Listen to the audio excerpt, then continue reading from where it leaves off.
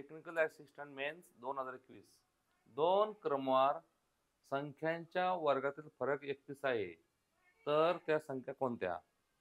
तर आता आपण काय करू शकतो? शॉर्टकट मार्गाने या दोघांचे वर्ग करायचे आणि ज्यांच्या वर्गातला फरक 31 आहे तेवढा काढायचा.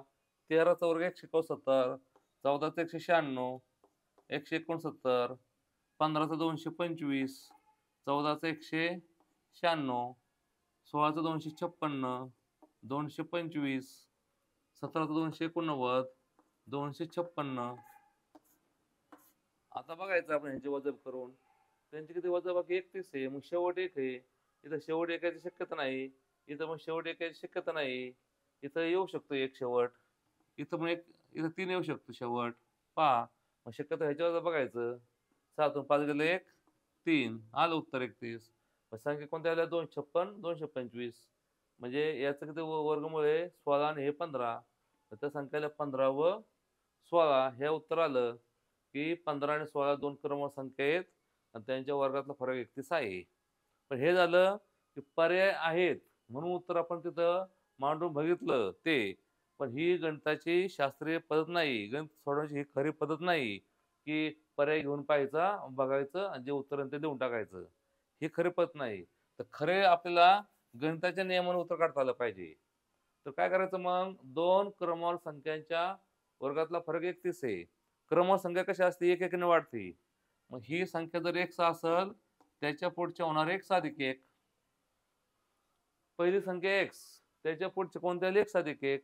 वर्गातला फरक म्हणजे ह्याचा वर्ग वजा याचा वर्ग. मग कसा होणार? x अधिक 1 त्याचा वर्ग वजा x चा वर्ग. त्याचं उत्तर काय आलं? 31 आलं. असं पाहिजे. म्हणजे नियमाने की x अधिक 1 त्याचा वर्ग वजा x वर्ग त्याचं उत्तर आलं 31. मग आता विस्तार करायचा आपण. x वर्ग अधिक येथे कोणता नियम वापरायचा? a अधिक b चा. a अधिक b चा वर्ग, पहिल्या पदाचा वर्ग, दोघांचा गुणाकार दुप्पट. मग 2x अधिक एकाचा वर्ग 1 वजा x वर्ग बरोबर 31. याचा आपण विस्तार केला. x वर्ग अधिक दोघांचा गुणाकार दुप्पट एकाचा वर्ग. मग x वर्गला x वर्ग निघून गेले. मग 2x बरोबर आलं 31 वजा 1. 1 अधिक तिकडे वजा करायचा. मग 2x ची किंमत काय आली? 30 आली. x ची किंमत आली 30/2. x ची किंमत काय आली? 15 आली. x 15 आली. म्हणजे लहान संख्या 15 आली. पुढची कोणती? 16 होणार. हे 15 आली, x अधिक 1 मग 16 आली. त्या संख्या आल्या 15 आणि 16. म्हणजे अशा प्रकारे गणिताच्या नियमाने आपल्याला उत्तर काढता आलं पाहिजे. म्हणजे कोणतंही गणित करताना ते कोणत्या नियमावर आधारित आहे, कसं आहे ते आपल्याला पक्क माहित पाहिजे. तर आपण कोणतं गणित करू शकतो.